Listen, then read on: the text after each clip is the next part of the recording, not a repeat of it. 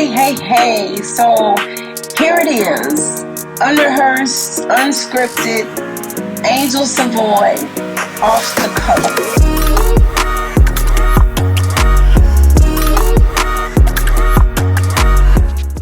This has been such a long time coming. I have been ministered to, given prophetic words. Know that I felt in my spirit that I needed to do something like this. But because I'm not the type to like to read off cards and give me a topic and whatnot, I was like, I can't do a podcast. I was just like, it's going to be awkward because I can't stick to scripts. I just want to be able to freely flow and do what I do. And a lot of times if I'm given some type of structured topic or give me something to talk about, I feel limited. I feel boxed in because I do my best when I just flow. I'm the same when I write. When I'm writing, I'm just writing. I'm flowing. So therefore, I just felt like this wouldn't work. But the more, when God just kept sending people to confirm his word, like, you need to do a podcast, you need to do a YouTube channel. People randomly were just saying things to me, like, just talking to you for 5 minutes, I want more. I want to know, what you're talking about, whether it's about God, whether it's about marriage, whether it's about people. I just want to hear what you have to say. So I was just like, you know what? Okay.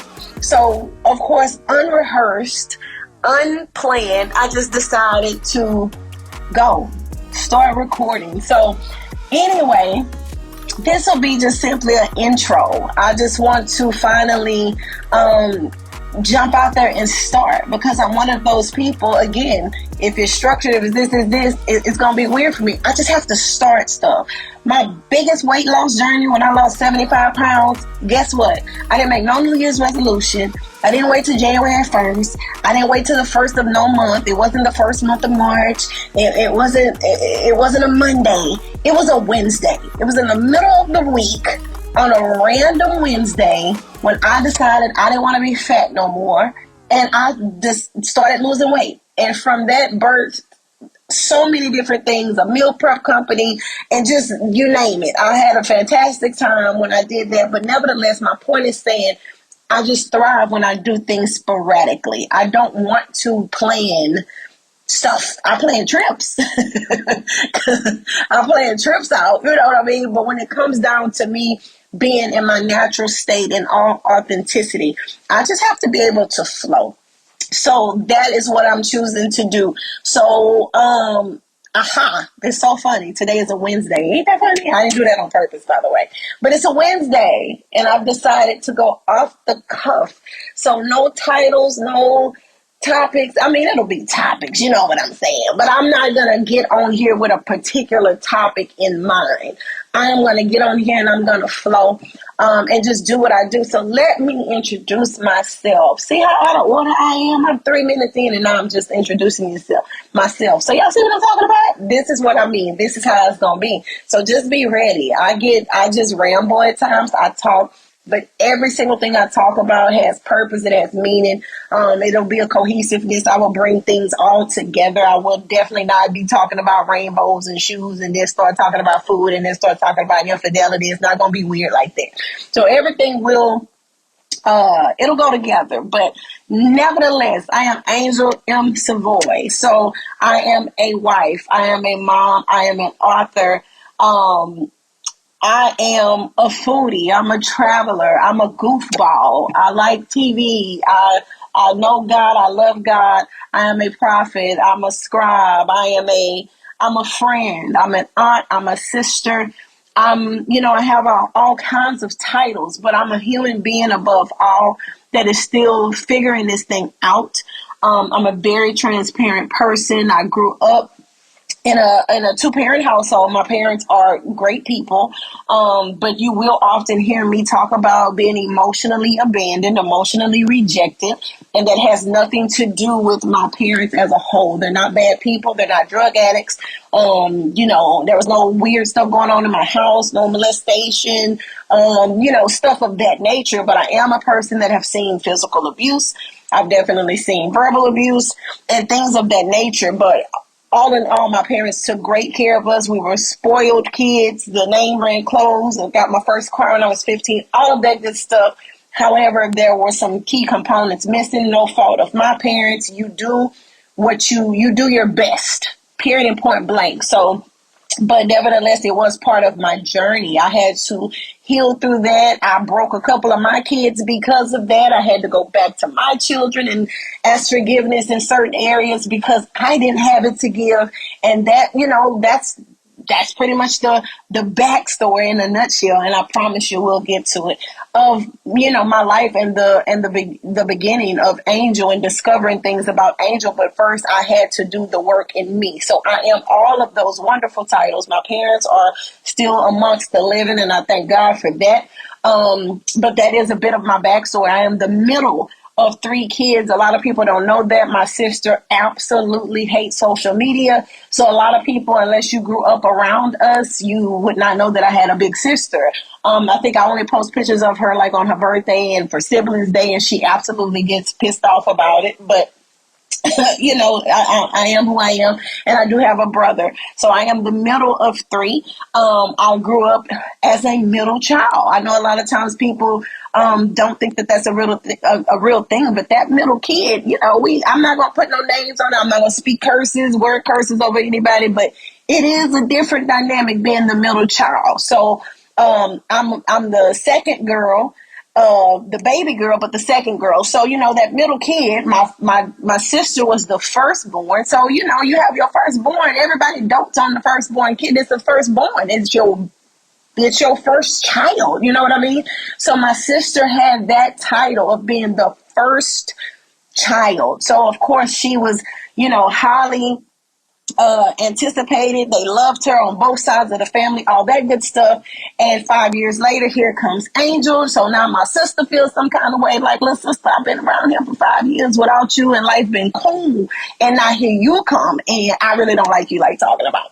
And then 2 years later, my brother comes. He is the baby and he is the only boy. So I got this sister who is the firstborn and everybody loves her. I fall in the middle, just another girl. And then my brother, the baby, the only boy. So they're doting on him. So here Angel is in this middle. And which I didn't know that would impact me until much later either. But so I just want to say that to people, your middle children, or if you are a middle child, you definitely know it's something different about us. We're cool kids. Don't get it twisted. We can hang with people or we can be solo. We gonna make it work by any means possible. But nevertheless, it is something different about being a middle child. And again, this is, it's off the cuff. This is stuff that I'm going to be getting into as we move forward. Just giving you a little bit more background. Like I said, it's the introduction. So I just want to give you a little bit about me so you can have an idea of where I'm coming from. I'm very empathetic, so I can see things from both sides. I can put myself in people's place. I'm never going to come on here and simply give Angel's perspective because that's just not going to fly. I'm called to a certain type of people. I'm called to the rebellious people. I'm called to the people that have committed infidelity. I'm called to the liars. I mean, hey, y'all got to be honest because I'm going to be honest on here. I'm called to a certain type of people. So I do things a little bit different, but it's with purpose because those are the same people sometimes that walk around in guilt and condemnation, and they believe that God don't love them, God don't care, God don't want to hear from them, that he forgot about them, and none of that is, oh my God, none of that is true. So when I talk about those things, it's not to glorify sin, it's to glorify God. I'm a sinner saved by grace, and God met me where I was when I was going through all of these things. So I'm called to a different type of person. So you will see me being more raw, more transparent than most people are probably willing to be. But I need to do that because I have a calling to go and get those people, to draw those people to Christ. I'm going to raise Christ up so that y'all can be drawn to him. It's not about me, but I do need, we need people to be able to relate to us. You won't be able to relate to me if I'm acting like I'm all cookie cutted and put together. I'm not. This is a mess. I'm going to tell you, this has been a whole mess, but I love God and I love that God loves me and that he has not forgotten about me, taking his hand off of me, because it's been a journey. It's been a journey, but I'm excited to share all things angel, all things marriage, all things travel, all things food, all things kids. And I'm gonna be honest, I'm not doing it for popularity. I'm doing this because this is what I like to do. I love to talk. So it's something that I should have been did in the first place. But nevertheless, we are here. So that's just a little bit more about me. I am a believer in the God of the Bible. So let me be clear. All this universe and manifesting and Buddha and Allah and Jesus was just a prophet, and you can manipulate energy and vibrations and light some sage. That you ain't gonna hear me talking about none of that over here. I don't do that.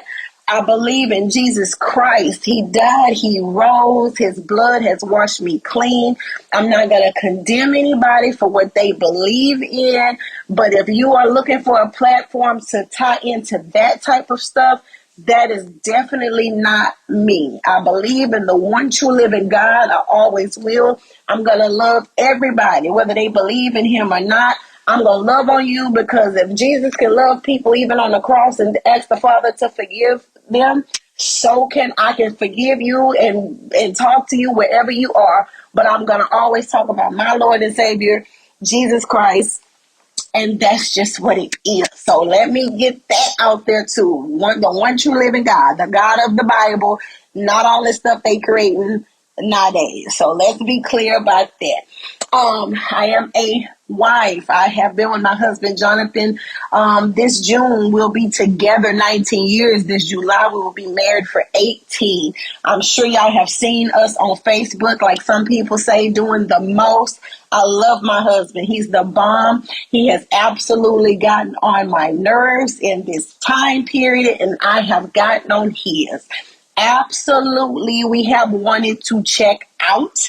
Again, we're going to touch base on all of these things. We have both had infidelity on both sides of this marriage. Again, you're not going to hear me trying to sugarcoat anything. I'm not going to come in here acting like Jonathan has just been this big bad wolf and Angel was just so innocent. No, she was not. There has been infidelity on both sides of our marriage, on his end, on my end, and we have survived that because who did I just say I believed in? Because of God and forgiveness. But I'm going to also even walk you guys through that. But I believe it's so many women that have actually committed infidelity, and society has basically ripped y'all apart, made y'all believe that y'all were bad words and all that good stuff. And a lot of us, because of that, we walk around feeling condemned and guilty. And I too did that. I walked around very embarrassed, very ashamed, thinking that I had just ruined my life, that my husband would just hate my guts. And don't get it twisted, homegirls and homeboys. It was rough. It was rough when the shoe was on the other foot. But nevertheless, I have prevailed with the love of God and, with forgiveness and just the love of my husband. Even though it was rough, I never doubted his love for me, even in that season. And I'm sure he probably doubted my love for him and all kinds of stuff, until the flip was script. The flip was script. The script was flipped. Oh my God. And it was on the other side. And then, of course, he was able to have a little bit more empathy for how that feels when you know that you're telling the truth, or when you know something wasn't like it was for you, but it looks like that to the other person. So, a lot of times people have to be on the other side of things before they get the full extent of what it feels like to basically be told that you're lying when you're telling the truth, or when your spouse sees something as more serious, to maybe it was more serious for the spouse than it was for the person actually doing it. You know what I mean? So it was definitely a wake-up call being on the other side of something. Again, we're going to get into all of that. I'm just painting a picture with how this podcast is going to go. I've definitely talked about the miscarriages. I've had miscarriages before in my life. My last pregnancy is where me and God became acquainted. So, acquainted. Notice I said acquainted. I didn't say that's when Angel jumped all in. I said that my last pregnancy is when God and I became acquainted. So we're definitely going to get into all that type of stuff. leading up to where I am now, what I like to do, and all of that. I'm just excited, man, because I talk a lot. I got so much to say, you know what I mean? But this is therapeutic for me. I'm a writer, so I tend to love to write. I have published 2 books. One I co-authored and one I'm the sole author of. That one was more in depth of a testimony of the latter part of my marriage, not so much as the beginning. But Lord, no, who knew that it was so much more that happened after that. But I definitely don't plan on writing about that stuff anymore. It's definitely about to be a season, whether my husband believes it or not. He's going to be doing a lot more talking than he believes that he'll be doing, because the Lord is going to use him to just do so many different things. So some of that story is more his to tell. Some of that stuff did impact me, so you will hear me speaking about some of it, but for the most part, it is a lot for my husband to talk about in due time. So I did write that book, and there was a lot of more things that transpired after that. It was actually stuff going on in the midst of that I had no clue about. But nevertheless, I wrote from my perspective at that time. So I won't be doing any more books about stuff like that. But we will tackle that stuff when the time is right and when it comes up. So miscarriages, an abortion that I had when I was 20 years old, that led to me feeling condemned all the time. Once again, thinking that God was just going to be so mad at me. So the journey getting back to Christ has just been, when we walk down that road, I need y'all to follow me for real. Like Jesus told them, just put down your stuff and follow me. Y'all gonna have to follow me. That has been a journey. When you believe that God don't like you, when you think he's not listening, when you think he doesn't care, and coming to that place of being able to have a real conversation with God, to where he can show you just where he's been that whole time. So I just can't wait. I can't wait to talk about all this stuff, my parenting skills and lack thereof. I am not one of those people that will tell you I have been the world's most awesome mother. That is a lie. I didn't have a clue what I was doing. I had my first daughter. Well, I turned 19 shortly after I had her. My next kid at 26 and my next kid at 33. I'm 42 years old now. I'll be 43 in August. All of my children are 7 years apart. 7 is the number of completion. That is the way that God wanted it. And I'm totally at peace with that. I'm at peace with the babies that I lost. And things of that nature. So we're gonna talk about all that. We're gonna talk about the miscarriages and how they affected me, the molestation, growing up in the environment that I grew up in. Like I said, from the middle child to being emotionally and socially rejected at times, I felt like. And like I said, just marriage as a whole. And my marriage has not been awful. Yes, it's been infidelity. We have survived it. But my marriage has been awesome. I love my husband. My husband is amazing to me. He is an excellent provider. He's an excellent father. He's very hands-on, even though these girls just, Lord have mercy. Sometimes we both be looking at each other like, who do they listen to? Because they don't listen to us. It's crazy. So we still very much so like each other, love each other. We have a excellent, healthy sex life. I'm not afraid to talk about sex. We are married. My sex is worship and ministry, and it is blessed by God. So I will talk about all of that stuff because I'm off the cuff and it's just what I want to do. And this is Angel M. Savoy. So if you guys got any topics, like I said, it ain't going to be about the topics, but you know what I'm saying. If you got something that you want me to elaborate on, or when I do come on, just kind of share more, if I have experience in that area, or any kind of advice I can offer, I'm here for it, because we're going to talk about healing. We're going to talk about all that stuff, why people don't like to heal, why they don't think healing is necessary, why they run from healing. Just all of that, because all of that stuff is so important. It's childhood wounds that we have to heal from. I know society has told you to chuck it up, pick your face, hold your head up, you'll be okay. And it led to people learning how to cope with things and just stuff of that nature. So we are going to talk about all of that, and I'm just excited to do so. So this has been my introduction. I'm excited to move forward. And I can't wait to hear from you all soon. Peace.